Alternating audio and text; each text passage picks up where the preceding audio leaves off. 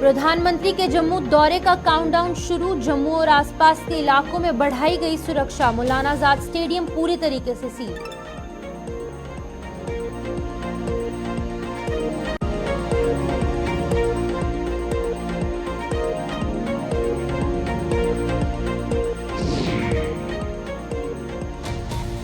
PM की rally के मद्देनजर जारी हुई एडवाइजरी। चिन्हित किए गए पार्किंग स्थलों की दी जानकारी। प्रतिबंधित वस्तुओं का भी एडवाइजरी में दिया ब्यौरा।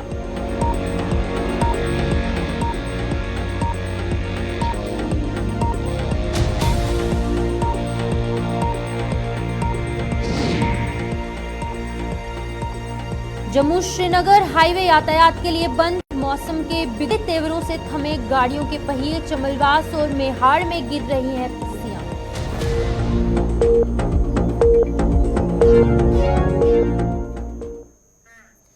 नमस्कार, जम्मू कश्मीर के इस खास बुलेटिन में आपका स्वागत है और मैं हूं आपके साथ शिपवन शर्मा। तो चलिए शुरुआत करते हैं बुलेटिन की। सबसे पहले राजनीति को लेकर बात करेंगे। जम्मू कश्मीर में इंडिया गठबंधन को एक और बड़ा झटका लगा है। नेशनल कॉन्फ्रेंस के बाद अब पीपल्स डेमोक्रेटिक पार्टी यानी कि पीडीपी ने भी लोकसभा चुनाव में अलग से प्रत्याशी उतारने का फैसला किया है। पार्टी की संसदीय समिति जल्द ही प्रत्याशियों के नाम भी घोषित करेगी, लेकिन इससे पहले आपको बता दें कि नेशनल कॉन्फ्रेंस अपने दम पर चुनाव लड़ने का ऐलान कर चुकी है। पीडीपी की लोकसभा चुनाव की तैयारियों को लेकर कश्मीर में हुई बैठक के बाद पार्टी प्रमुख महबूबा मुफ्ती ने कहा है कि देश में आगामी लोकसभा चुनाव के लिए उनकी पार्टी पूरी तरीके से तैयार है। जल्द ही प्रदेश में लोकसभा सीटों के उम्मीदवारों के नाम जो है वो तय कर लिए जाएंगे। तो इसी खबर पर हम ज्यादा जानकारी लेंगे हमारे सीनियर साथी रूफ से। रूफ हमारे साथ फोन लाइन के माध्यम से जुड़ चुके हैं। रूफ, बताइएगा क्या कुछ जानकारी है इस पूरे मुद्दे को लेकर, विस्तृत जानकारी प्रदान कीजिएगा। बिल्कुल, देखिए, लोकसभा इंतखाबात से पहले एक इतिहाद बना था मुल्की सतह पर भी और जम्मू कश्मीर में भी। इतिहाद आर्टिकल एब्रिगेशन के बाद ही बना था, जिसको पीएजीडी का नाम दिया गया था। जब 370 को मंसूख किया गया था, फिर नेशनल कॉन्फ्रेंस, पीडीपी और कुछ जमातें एक पेज पर आई थी और उन्होंने इस इतिहाद को पीएजीडी का नाम दिया था। और इसके बाद मुल्की सतह पर इतिहाद जो इंडिया अलायंस बना था, उसमें नेशनल कॉन्फ्रेंस भी और पीडीपी भी शामिल हो गई थी। अब इंतखाबात नज़दीक आते आते ऐसा लग रहा है कि ये जो इतिहाद है ये दम तोड़ता हुआ नज़र आ रहा है, क्योंकि अगर मुल्की सतह पर बात करें तो इतिहाद में जो बड़ी जमातें हैं वो जो है इतिहाद से बाहर निकलती हुई दिखाई दे रही है। अगर जम्मू कश्मीर की बात करें तो जम्मू कश्मीर में जो है नेशनल कॉन्फ्रेंस और पीडीपी का जो इतिहाद था, लोकसभा इंतखाबात से पहले ऐसा लग रहा है कि ये एक पेज पर नहीं है, क्योंकि नेशनल कॉन्फ्रेंस ने पहले ही ये वाज़ेह कर दिया है कि नेशनल कॉन्फ्रेंस अपने बलबूते पर जो कश्मीर की तीन सीटें हैं उन पे अपने जो नुमाइंदे हैं उनका खड़ा करेगी और फिर जम्मू प्रोविंस के हवाले से अभी कोई फैसला नहीं लिया गया है। तो ऐसा लग रहा है कि पीडीपी और नेशनल कॉन्फ्रेंस अब लोकसभा इंतखाबात में आमने सामने होंगे। जहां पर इंडियन अलायंस के साथ महबूबा मुफ्ती की बात जैसे आपने की, तो महबूबा मुफ्ती ने जो इंडियन अलायंस है उनसे अपना नाता नहीं तोड़ा है, बल्कि वो इंडियन अलायंस के साथ आज भी है, पर पीडीपी जो है वो जम्मू कश्मीर में ही सिर्फ है। तो मुल्क के बाकी रियासतों में पीडीपी का कोई जो वोट नहीं है, कोई रोल नहीं है। इस वजह से जब हम इतिहाद की बात करते जम्मू कश्मीर को लेकर, तो जम्मू कश्मीर का इतिहाद जम्मू और लद्दाख और कश्मीर में देखा जाना है। पर नेशनल कॉन्फ्रेंस और पीडीपी की बात करें, एक पेज पर आज के डेट में नहीं है। जिस तरह प्रेस कॉन्फ्रेंस या बयानात जो नेशनल कॉन्फ्रेंस के लीडरान ने दिए हैं कि नेशनल कॉन्फ्रेंस मजबूत है और वो खुद अपने नुमाइंदे खड़े करेगी और इंतखाबात जो है वो अपने बलबूते पर लड़ेंगे। रूफ, ये बताइएगा कि आपको क्या लगता है कि इंडिया अलायंस से खुद को दरकिनार करने से नेशनल कॉन्फ्रेंस और पीपल्स डेमोक्रेटिक पार्टी को क्या कुछ फायदा हो सकता है? देखिए, दरकिनार वाली बात तो नहीं है, क्योंकि ना ही नेशनल कॉन्फ्रेंस और ना ही पीडीपी ने कहा कि हम अलायंस के साथ नहीं है। उमर अब्दुल्ला ने यह वाज़ा कर दिया है कि इंडियन अलायंस के साथ है, पर इंडियन अलायंस के जो उम्मीदवार है कश्मीर के अंदर वो नेशनल कॉन्फ्रेंस के, तो वो ये कह रहा है कि नेशनल कॉन्फ्रेंस जो है वो अपने बलबूते पर लड़ेगी। उनका ये कहना है कि अगर इंडियन अलायंस है तो फिर पीडीपी को कैंडिडेट खड़े नहीं करने चाहिए। तो इस तरह की सूरत हाल है। पर अब ऐसा लग रहा है कि फ़ायदा तो इंडियन अलायंस के साथ दोनों को कुछ नहीं है। जो वोट बैंक है वो दोनों का जम्मू कश्मीर या लद्दाख के हवाले से बात करें वो यही पे है। पर इंतखाबात में एक दूसरे के आमने सामने खड़ा होना ये दर्शाता है कि जो अंदर पीएचडी जो था, जो अंदर वाले मामलात हैं वो सही नहीं है। क्योंकि जब भी लीडरान के साथ बात करते हैं तो ये कह रहे हैं कि प्री पोल अलायंस के लिए पीएचडी नहीं बना है, इंतखाबात के लिए पीएचडी नहीं बना है, पीएचडी और मामलात के लिए बना हुआ है। तो जो और मामलात हैं उनके साथ इंतखाबात को नहीं जोड़ा जाए, ये बेशतर लीडरान जो है नेशनल कॉन्फ्रेंस के या पीडीपी वाले कह रहे हैं। पर अब जब इंतखाबात होंगे, एक दूसरे के आमने सामने आना, ये कई सवालात को जन्म दे रहा है कि पीएचडी फिर क्यों बना था, फिर एक पेज पे क्यों आना था। ये सारी चीज़ें हैं, ये सारी चिमागोइयाँ अब लोग कर रहे हैं कि नेशनल कॉन्फ्रेंस और पीडीपी जो है उन्होंने पीएचडी बनाई, पर लोगों को उससे क्या फ़ायदा मिला। क्योंकि जब हम जम्मू कश्मीर की बात करें, लोग यही चाहते थे कि नेशनल कॉन्फ्रेंस और जो पीडीपी है वो एक साथ होकर इंतखाबात लड़े, तब भी हम बीजेपी को दूर रख सकते हैं, जो इनका मंशूर था। पर ऐसे हालात नहीं बन रहे हैं, अंदर दोनों पार्टियां अलग अलग तैयारियां कर रही हैं। चाहे हम लोकसभा की बात करें या फिर उसके बाद अर्बन लोकल बॉडीज हो, पंचायत हो या असेंबली इंतखाबात हो, तो मुमकिन है कि दोनों पार्टियां अलग अलग से इंतखाबात लड़ सकती हैं। कि अगर हम प्रेजेंट की बात करें तो गुपकार अलायंस का कुछ वजूद बचा है जम्मू कश्मीर में, क्योंकि आपने ये बात साफ की कि एनसी जो है वो अलग से तैयारियों में जुटी है, पीडीपी अलग से तैयारियां कर रही है। तो भाजपा के अगेंस्ट अगर इनको स्ट्रांग होना है तो इनको एकजुट होकर काम करना पड़ेगा। पीएचडी जो है वो कहीं ना कहीं खत्म होती हुई नजर आ रही है जम्मू कश्मीर में। बिल्कुल बिल्कुल कह सकते हैं कि जो गुपकार अलायंस या पीएचडी है अब वो सिर्फ नाम का रह गया। क्योंकि जब आप इंतखाबात अलग से लड़ेंगे, जब आप एक दूसरे के आमने सामने होंगे, जब आप एक दूसरे के खिलाफ इलेक्शन कैंपेनिंग करेंगे, तो फिर पीएचडी का नाम होना या ना होना ना के बराबर है। फिर गुपकार अलायंस का वजूद जो है वो कहीं नहीं है। क्योंकि वो इस वजह से बने थे, गुपकार अलायंस इस वजह से बना था कि सारी जो लीडरान थे, सारी जो पार्टियां था वो एक पेज पर आई थी ताकि वो भारतीय जनता पार्टी का मुकाबला कर सके या जो सिचुएशन बनी थी जम्मू कश्मीर में उसके लिए फाइट कर सके। अब वो जो काज था वो मरता हुआ दिखाई दे रहा है और दोनों या उसके बगैर जो बाकी अलायंस के पार्टनर हैं वो अलग अलग से अपनी राह ले रहे हैं। जी, बहुत बहुत शुक्रिया रूफ तमाम जानकारी देने के लिए। हमारे साथ हमारे सीनियर साथी रूफ जो है उन्होंने ज्वाइन किया था और लगातार हमें अपडेट कर रहे थे कि जिस तरीके से पहले एनसी ने यहाँ पर दरकिनार किया खुद को इंडिया अलायंस से, अब यहाँ पर पीपल्स डेमोक्रेटिक पार्टी द्वारा एक बड़ा फैसला लिया गया है जिससे कि अब इंडिया अलायंस को एक बहुत बड़ा झटका जो है वो निकलकर सामने आया है।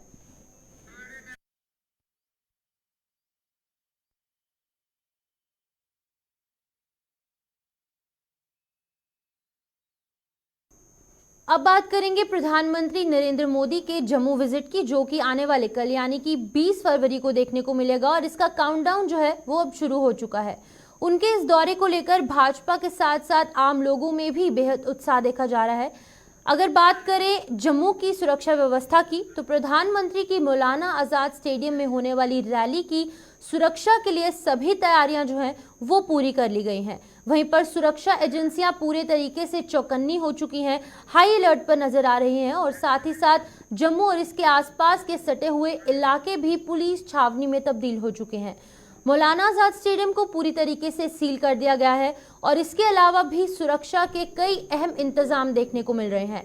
जहां पर हमने बात की प्रधानमंत्री के प्रस्तावित दौरे को लेकर, कल जो है वो प्रधानमंत्री यहां जम्मू में शिरकत करेंगे और यहां पर उनके द्वारा एक महारैली को संबोधित किया जाएगा।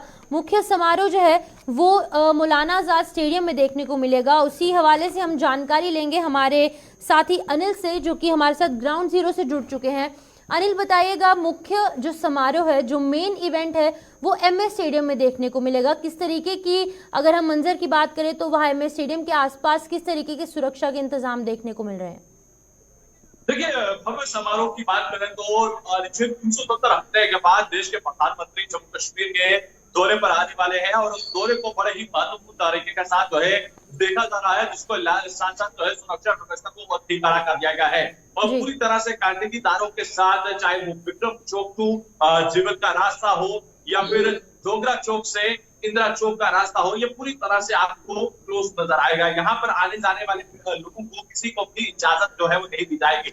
और टूवर्ड अगर हम बात करते हैं, केसी चौक से ही मूवमेंट जो है वो बैकवर्ड हो जाएगी, बैकवर्ड हो जाएगी और कहीं ना कहीं आप ये देखिए कि पूरी तरह से समारोह को लेकर जो है, चाहे वो प्रधानमंत्री के जो स्पेशल सिक्योरिटी गार्ड होता है, जिसे एसपीजी कहा जाता है, वो वहां पर चिपटूट रहने वाली है और तमाम सुरक्षा एजेंसियां वहां पर चिपटूट की गई है। पूरी तरह से व्यवस्था के जो इंतजाम है वो कर लिए गए हैं। मात्र कुछ ही समय बाकी है। हालांकि आज का दिन बाकी है और लगभग कल 11 बजे के करीब जो है प्रधानमंत्री जो है यहाँ पर मौजूद होंगे, जम्मू के अंदर मौजूद होंगे और जनसभा को संबोधित करेंगे और देश की जनता को जो है यहाँ से संबोधित करते हुए नजर आएंगे। और लगभग 85 के करीब ऐसे प्रोजेक्ट है जो उनके द्वारा जो है जिनका लोकार्पण होना है और इसी के साथ साथ लगभग जो है 100 से अधिक जो है जिनके फाउंडेशन स्टोन रखे जाने हैं वो भी प्रधानमंत्री ही जम्मू कश्मीर के लिए सौगात देकर जाएंगे। और सुरक्षा व्यवस्थाओं की हमने बात की है, इंतजाम कैसे है, व्यवस्थाएं कैसे है और लोगों को पहले ही आपने देखा कि ड्राई रन की जो एडवाइजरी है वो पहले ही जारी कर दी गई थी और तमाम जो गेट की तरफ एंटर होने वाले लोग हैं, चाहे वो पुराना आजाद स्टेडियम के अंदर एंटर होंगे, उनको आने की व्यवस्था कहाँ से होगी, उनको बैठाने की व्यवस्था कैसे होगी, ये सब तैयारियां जो है उसकी संपन्न हो चुकी है। मगर दूसरी तरफ अगर हम बात करें तो बारिश जो है वो लगातार जारी है, कंटिन्यूसली लगभग कल के दिन भी बारिश बताई गई है, तो उसको लेकर भी प्रशासनिक की तरफ से इंतजाम जो है वो कड़े कर लिए गए हैं। तो पूरी तरह से प्रधानमंत्री के दौरे को लेकर जो है वो हमारे जम्मू कश्मीर की जिला इंतजामिया जो है और दूसरी तरफ जो जम्मू कश्मीर की एडमिनिस्ट्रेशन है वो पूरी तरह से तैयार बैठी हुई है और व्यवस्थाएं जो है यहाँ पर बंदोबस्त जो है वो पूरी तरह से चौक चौबंद देखने को मिल रहा है। जी अनिल, ये बताएगा जिस तरीके से लोगों में काफ़ी भारी उत्साह देखने को मिल रहा है, वहीं पर लोगों को बहुत ज़्यादा उम्मीदें हैं इस दौरे से, लेकिन वहीं जहां पर एक और प्रोजेक्ट्स लाए जा रहे हैं, जम्मू को डेवलप करने का काम किया जा रहा है, लेकिन वहीं पर बेरोजगारी, इन्फ्लेशन जो है वो लगातार बढ़ती हुई नजर आ रही है। और अगर पिछले कुछ सालों में देखें तो बहुत सारे प्रोटेस्ट जो है वो जम्मू की सड़कों पर यहाँ पर देखने को मिले हैं, लोगों पर, यहाँ पर युवाओं पर लाठीचार्ज भी हुआ है, यहाँ पर बेरोजगारी जो है वो बढ़ती जा रही है। तो युवाओं की खास तौर पर बात करें तो युवाओं को कितनी उम्मीदें हैं इस प्रधानमंत्री नरेंद्र मोदी के दौरे को लेकर? देखिए, यहाँ पर मैं आपको करेक्ट करना चाहूंगा, यहाँ पर ये बात है कि जिस तरह से जम्मू एम्स का जिस तरह से प्रधानमंत्री द्वारा जो है उसका जो है इनॉग्रेशन होनी है, तो जो वहां पर युवा कार्य करेंगे, चाहे वो हमारे डॉक्टर्स हैं जिन्हें भगवान का रूप दिया जाता है, जहाँ टेक्नीशियंस होंगे, अन्य विभागों में कार्यरत अपने डिपार्टमेंट से जुड़े हुए जो मेडिकल फील्ड से है, तो युवा को एक रोजगार मिलेगा। और इसी के साथ साथ अगर हाईवे का काम चलता है तो जो हाईवे का एक्सप्रेस हाईवे देख रहे हैं उसमें भी तमाम इंजीनियर्स को रोजगार प्रदान होता है।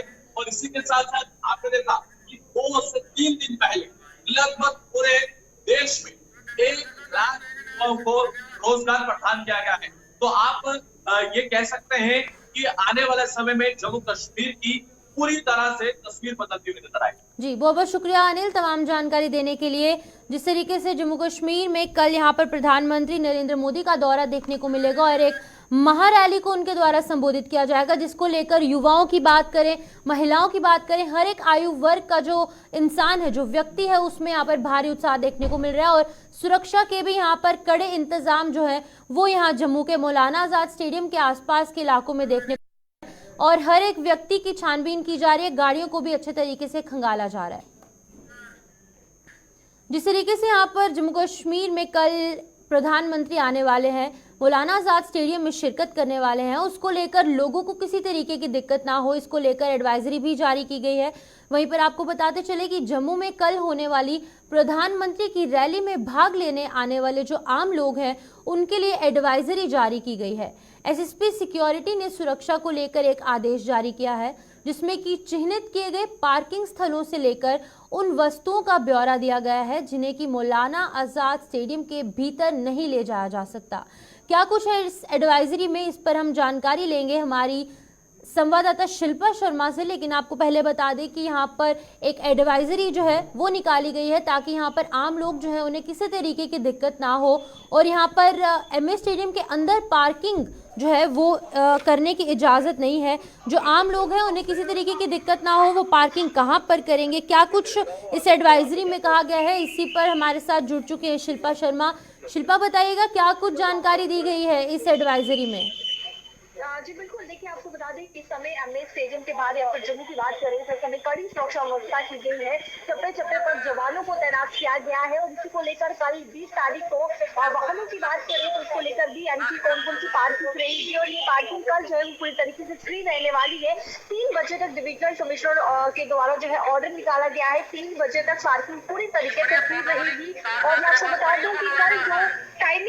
वाली है वो टाइमिंग सुबह 9:30 बजे के करीब रहेगी, यानी कि सुबह 9 बजे 9:30 बजे के करीब आम जनता को एमएस स्टेडियम में पहुंचना है और उसके बाद वो अंदर जो है वो जा सकते हैं। लेकिन आपको बता दें कि 2 गेट रहने वाले हैं, एक मेन गेट रहेगा और एक जीजीएम साइंस कॉलेज का जो गेट है वहां से आम जनता को एंट्री मिलेगी। तो मैं आपको बता दूं कि जिला कठुआ, सांबा, उधमपुर, रियासी, डोडा, किश्तवाड़, रामबन जिला, ये जो जिले हैं यहाँ से जो लोग जो आम जनता स्टेडियम में पहुंचेगी उन्हें मेन गेट से जो है स्टेडियम का जो मेन गेट है वहां से उन्हें एंट्री मिलेगी। उसके बाद जो लोग जो आम जनता राजौरी से पहुंचेगी, पुंछ, उधमपुर, रियासी, डोडा, किश्तवाड़, रामबन जिला से, तो दूसरी जो एंट्री रखी गई है वो जीजीएम साइंस कॉलेज से उन्हें जो है वो एंट्री मिलेगी। यानी कि 2 एंट्रियां रखी गई है, एक मेन गेट रहेगी और एक जो है वो जीजीएम साइंस कॉलेज रहेगी। 9:30 बजे एंट्री आने वाली है। साफ तौर पर भी बताया है कि आधार कार्ड, इलेक्शन कार्ड या फिर पैन कार्ड, इन तीनों में से अपना पहचान पत्र जो है वो साथ में लाना। अगर आप पहचान पत्र साथ में नहीं लाते हैं तो कहीं ना कहीं मुश्किलात का सामना करना पड़ सकता है।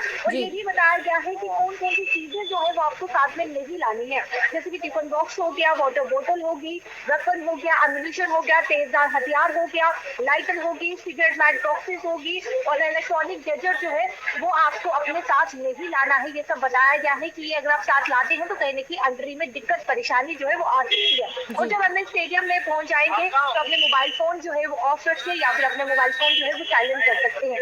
और इसके बाद पार्किंग की बात करें तो 48 स्थान जो है वो नियुक्त किए गए हैं जहाँ पर पार्किंग पूरी तरीके से जो है वो फ्री रहने वाली है और 3 बजे तक पार्किंग फ्री रहेगी। जहाँ पर 48 स्थान जो है वो बताए गए हैं कि इन स्थानों में जो है आम जनता, जहाँ से भी आम जनता आए। जी बहुत बहुत शुक्रिया शिल्पा हमारे साथ तमाम जानकारी देने के लिए। शिल्पा जो है वो हमें एडवाइजरी के हवाले से अपडेट कर रही थी कि यहाँ पर लोगों को किसी तरीके की दिक्कत ना हो, इसीलिए यहाँ पर ट्रैफिक विभाग द्वारा एडवाइजरी जारी की गई है। कुछ ऐसे स्पॉट्स चिन्हित किए गए हैं जहाँ पर कि लोगों को पार्किंग का एरिया अलॉट किया गया है, फ्री ऑफ कॉस्ट ये एरिया रहने वाला है। और कुछ ऐसी वस्तुओं को भी यहाँ पर चिन्हित किया गया है जो वस्तुएं जो है वो इस एमएस स्टेडियम के जो प्रीमिसेस है उसके अंदर ले जाने की अनुमति नहीं होगी। मौसम के हवाले से बात करेंगे। मौसम के बिगड़ते तेवरों से जम्मू श्रीनगर हाईवे जो है वो यातायात के लिए अब बंद हो चुका है। चंबलवास और मेहाड़ सहित कई अन्य इलाकों में पस्सियां गिरने से हाईवे पर दोनों ओर यातायात रोक दिया गया। जगह जगह पर कीचड़ के कारण हाईवे पर भारी फिसलन हो चुकी है, जिसके चलते कि लोगों से फिलहाल हाईवे पर सुर नकारने का आह्वान किया गया है। अभी क्या कुछ सूरत हाल है हाईवे का, इस पर हम जानकारी जरूर लेंगे, लेकिन पहले आपको बता दें कि जिस तरीके से 2 दिन से लगातार हो रही बारिश और बर्फबारी के कारण यहाँ पर अब नेशनल हाईवे जो है वो बंद हो चुका है। रामबन और बानिहाल का ये जो स्ट्रेच है उसके पास से हमेशा से यहाँ पर कुछ इसी तरीके की तस्वीरें निकलकर सामने आती हैं और अभी भी यहाँ पर जो है वो यातायात के लिए नेशनल हाईवे जो है वो बंद कर दिया गया है। इसी खबर पर ज्यादा जानकारी देने के लिए हमारे साथ आरिफ ज्वाइन कर चुके हैं। आरिफ बताइएगा, जो बानिहाल और रामबन का जो स्ट्रेच है हमेशा से यहाँ पर कुछ ना कुछ प्रॉब्लम्स जो है वो उत्पन्न होती हैं, अभी की क्या कुछ जानकारी है इसको लेकर आपके पास? बिल्कुल शिपन, मैं बताने की कोशिश करूंगा कि जिस तरह से लगातार बारिश हो रही है इसके चलते जो है मॉर्निंग तक ट्रैफिक जो है वो स्मूथ ही चल रहा था, लेकिन इसके बाद जो है तकरीबन 10 बजे के बाद जो है बारिशों में जो ज्यादा इजाफा हो गया तो उसमें मुख्तलिफ जगहों पे जो है शूटिंग स्टोन और लैंडस्लाइड का सिलसिला देखने को मिला। इस वक्त बात करें तो चंबलवास के इलाके में तकरीबन जो लैंडस्लाइड है उस पर काम भी जारी है, लेकिन उसके साथ में ट्रैफिक में काफी ज्यादा दिक्कतें हैं क्योंकि बेशतर जो गाड़ियां जम्मू से आ रही है या जम्मू से जो कश्मीर से जो जम्मू की ओर छोटी गाड़ियां जा रही है वो लिंक रोड का सहारा ले रहे हैं ताकि उस स्लाइड वाले एरिया से जो है बचे। लेकिन कहीं न कहीं पे जलवास के इलाके में सिंगल वे है, रामसू के इलाके में जो है सिंगल वे है, शूटिंग पूरे बातों के चलते कमलवास के इलाके में लैंडस्लाइड पर काम जारी है। ट्रैफिक को भी रेगुलेट करने की हर मुमकिन कोशिश की जा रही है क्योंकि देश के प्रधानमंत्री को कल जम्मू में जो है एक बड़ी रैली से खिताब करना है। उसके चलते जो वादी से, रामबन जिला से या जो भी गाड़ियां जिनको जम्मू जाना है, जो मतलब पार्टी के साथ जुड़े हुए हैं और कहीं न कहीं पे जो है इस चीज को लेकर जो है ट्रैफिक मैनेजमेंट भी जो है काफी ज्यादा अलर्ट है हाईवे पर और उसमें जो वर्किंग एजेंसी है वो भी हर मुमकिन कोशिश कर रहे हैं कि हाईवे को जो है पूरी तरह से जो है तो रखा जाए। लेकिन जिस तरह से बारिशें हो रही है बिल्कुल एक तूफानी बारिशों का माहौल भी है इसके बीच में, तो लेकिन हाईवे पे जो है सुस्त रफ्तारी से जो है कई जगहों पे लिंक रोड का भी जो है वो डाइवर्ट किया जा रहा है। जो लोग खुद ही जो है इस स्लाइड से बचने के लिए इस चीज का इंतजाम कर रहे हैं। तो कहीं ना कहीं पे हाईवे पे बारिश भी लगातार जारी है, हाईवे पे काम भी जारी है, और उसके साथ में ट्रैफिक में जो है काफी ज्यादा जो है धीमी रफ्तार शिपन हाईवे पे देखने को मिल रही है। जी, बहुत बहुत शुक्रिया तमाम जानकारी देने के लिए आरिफ हमें रामबन से अपडेट कर रहे थे कि यहाँ पर यातायात के लिए जो नेशनल हाईवे है वो पूर्ण रूप से बंद कर दिया गया है। वहीं पर अब हम पीर पंजाल रेंजेस की ओर रुख करेंगे, जहां पर कि ये बताया जा रहा है कि सुरनकोट की कुछ आसपास के इलाकों में भी सड़कों पर यातायात बंद हो चुका है। लेकिन आपको ये तस्वीरें जो है हम रामबन से साझा कर रहे हैं, जहां पर कि सभी मैन और मशीनरी जो है यहाँ पर डिप्लॉय की गई है। लगातार यहाँ पर जो है वो ट्रैफिक विभाग द्वारा और अन्य विभागों द्वारा यहाँ पर नेशनल हाईवे को खोलने की कोशिश की जा रही है। जिस तरीके से हमने बात की रामबन की, वहीं अब हम पीर पंजाल रेंजेस पुंछ की ओर रवाना होंगे, जहां पर कि ट्रैफिक जो यातायात की जो एडवाइजरी है वो भी जारी की गई है और यातायात के लिए जो रोड है वो बंद कर दिया गया है। जिला पुंछ की सुरनकोट तहसील के बेहरमगला, डेगरियान, पोशाना, चंडीमढ़ में जमकर बर्फबारी हुई, जिसके बाद की बर्फबारी के कारण जिले की कई सड़कों पर यातायात बंद हो चुका है। पुंछ को कश्मीर घाटी से जोड़ने वाली मुगल रोड को भी यातायात के लिए बंद कर दिया गया है। और आपको बताते चले कि जिस तरीके से मुगल रोड जो है वो हमेशा सुर्खियों में बना रहता है, लगातार लोगों की एक ही मांग है कि मुगल रोड पर एक टनल का निर्माण किया जाए, जिसको लेकर कि हर वर्ष अगर बात करें तो सर्दियों में कुछ इसी तरीके का मंजर निकलकर सामने आता है कि बहुत ही जल्दी मुगल रोड जो है वो बंद हो जाता है और अन्य जितने भी सुरनकोट के सटे हुए इलाके हैं जहां पर कि बर्फबारी देखने को मिलती है वो भी अब यातायात के लिए बंद हो चुका है। इसी खबर पर ज्यादा जानकारी देने के लिए हमारे साथ आकाश मलिक ज्वाइन कर चुके हैं। आकाश, बताइएगा क्या कुछ जानकारी है, कौन से ऐसे रोड्स हैं जो बंद हो चुके हैं यहाँ पर? जी शिपन, मैं आपको बताता चलूं, पीर पंजाल में इस वक्त जो है मैदानी इलाकों में काफी बारिश का सिलसिला है और पहाड़ी इलाकों में इस वक्त हैवी स्नोफॉल हो रही है। पीरगढ़ी से लेकर पुशाना तक तो पहले ही जो है डिप्टी कमिश्नर पुंछ की तरफ से एक प्रेस कॉन्फ्रेंस में कहा गया था कि इस सेशन में जो है रोड बंद की गई है। हालांकि पहली बार पिछले सीजन में जो है रोड जो है काफी लेट से जल्दी बंद हुई थी और इस सेशन में थोड़ा रोड काफी देर खुली रही। तो आज हैवी स्नोफॉल के कारण जो है मुगल रोड तो है ही बंद है। उसके साथ साथ सुरनकोट थना मंडी रोड की बात करूं, ऐतिहासिक थना मंडी और सुरनकोट जो रजौरी को कनेक्ट कर रही है वो भी बंद है, क्योंकि वहां पे भी हैवी लैंडस्लाइड है, जिसकी वजह से अभी भी ट्रैफिक जो है उसमें बंद किया गया है। वहीं पे बात करें यहाँ पे मुगल शहरा पे एक कनेक्ट कर रही है जो लोकल सुरनकोट से पशवाना की देर में जो है जो रोड जाती है, वहां पे भी बड़े पैमाने पे स्नोफॉल हुई है, जिसकी वजह से अभी भी वहां पे ट्रैफिक की आमदोरफ्त बंद है। जी शिपन। आकाश, बताइएगा आने वाले दिनों में क्या कुछ अनुमान लगाया है मेट्रोलॉजिकल डिपार्टमेंट द्वारा? डिपार्टमेंट तो 24/7 रेडी है।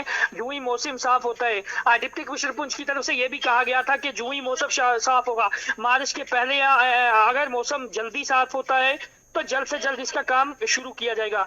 वहीं पे ये है लोकल आबादी जो है पोशाना से लेकर बफलियाज तक काफी होती है, उस रोड को भी जो है यूं ही अगर एक दिन या 2 दिन में मौसम साफ होता है तो वो रोड जो है डिपार्टमेंट क्लियर रखता है, क्योंकि लोकल आबादी उधर वहाँ काफी है, जिसकी वजह से जो है रोड को जो है क्लियरेंस रखना पड़ता है। वहीं पे पीर पंजाल में जो है देर शाम से ही जो है जी बिल्कुल आकाश, बहुत बहुत शुक्रिया तमाम आकाश बहुत बहुत शुक्रिया तमाम जानकारी देने के लिए। आकाश मलिक हमें पुंछ सुरनकोट से अपडेट कर रहे थे। बर्फबारी यहाँ पे लगातार जारी है, जिसके चलते कि लोगों को भारी परेशानियों का सामना करना पड़ रहा है। तो चलिए इस जम्मू कश्मीर के खास बुलेटिन में इतना ही। मुझे दीजिए इजाजत, आप जुड़े रहिए गुलिस्तान न्यूज के साथ।